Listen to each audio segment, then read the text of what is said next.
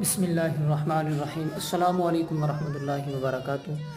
آج ہر بندہ اپنے رزق کے لیے پریشان ہے کہ کاروبار نہیں چل رہا، یہ نہیں ہو رہا، وہ نہیں ہو رہا۔ ہر بندہ پریشان ہو رہا ہے کہ کاروبار کیسے چلائیں۔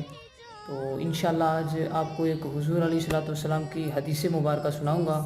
اگر آپ نے انشاءاللہ اس پر عمل کیا تو اللہ رب العزت آپ کے روزی میں بھی انشاءاللہ برکت دے گا۔